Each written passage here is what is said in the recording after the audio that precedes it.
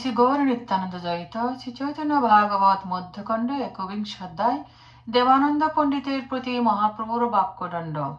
ইহাতে বর্ণনা করা হয়েছে যে নগর ভ্রমণ করতে করতে একদিন শ্রী চৈতন্য মহাপ্রভু সার্বভৌম ভট্টাচার্যের পিতা মহেশ্বর বিশারদের গৃহের নিকটে উপস্থিত হলেন।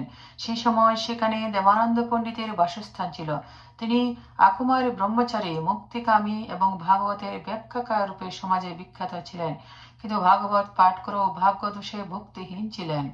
মহাপ্রভু নগর ভ্রমণ করতে করতে একদিন এক মদের দোকানের সামনে উপস্থিত হলেন। মদের গন্ধে তার বলরাম ভাবের উদয় হলো। তখন মদের দোকানে প্রবেশ করতে ইচ্ছা প্রকাশ করলেন, কিন্তু এই প্রকার আচরণ শ্রীবাস ঠাকুর অনুমোদন করলেন না। তখন মহাপ্রভু ভক্তের ইচ্ছার বিরুদ্ধাচরণ করতে চাইলেন না। মদের দোকানে প্রবেশ না করে মহাপ্রভু কীর্তন করতে করতে রাস্তা ধরে চলতে লাগলেন। মধ্যবরা তার পিছনে হরিবোল বলতে বলতে চলতে লাগলো। কিছু দূর যাওয়ার পর শ্রী চৈতন্য মহাপ্রভু দেবানন্দ পণ্ডিতকে দেখলেন। তখন তার শ্রীবাস ঠাকুরের নিকটে দেবানন্দের অপরাধের কথা মনে পড়ল।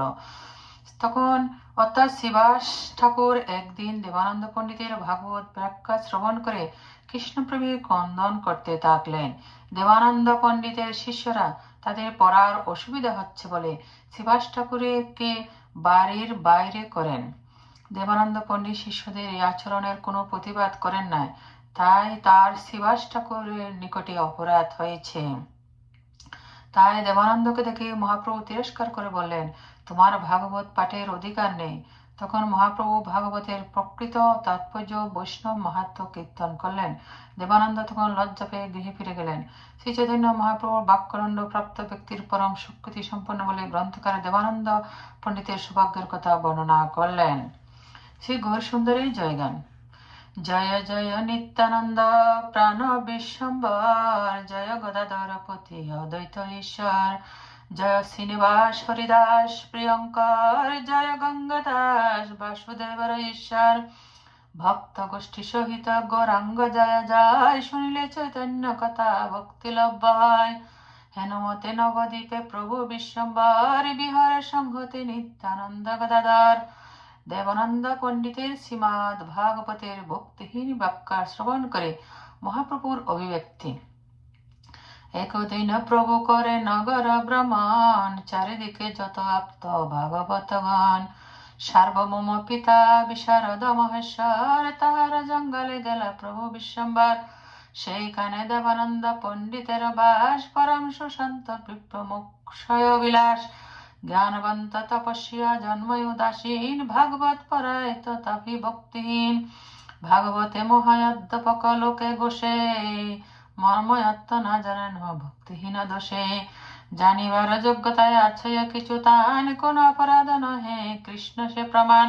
দৈবে প্রভু ভক্ত সঙ্গে সেই পথে যায়, সেখানে তান ব্যাখ্যা শুনিবারে পায়।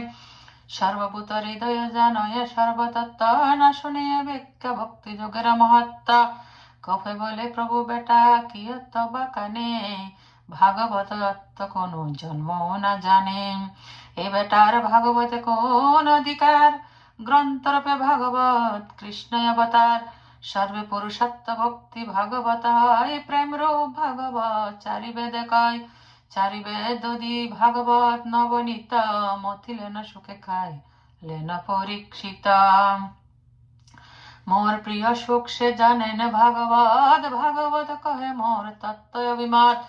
মই মোর দাসার গ্রন্থ ভাগবতে, যার বেত আছে তার নাশ ভালো মতে।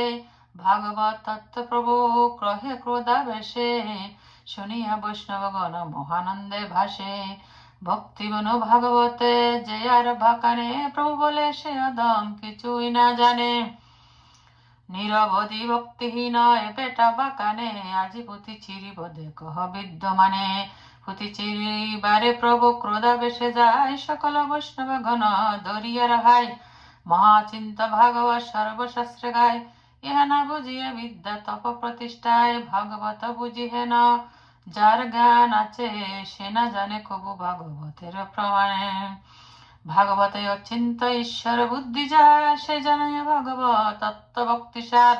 সর্বগুণে দেবানন্দ পণ্ডিত সমান, পাইতে বিরল বর হেন জ্ঞানবান। এসব লোকের যথা ভাগবতে ভ্রম, তাতে জন্যের গর্ব তার সস্তাজম। ভাগবত পড়াইয়া কারো বুদ্ধি নাশ, নিন্দে অবধূত চাঁদে ভক্তের নিবাস।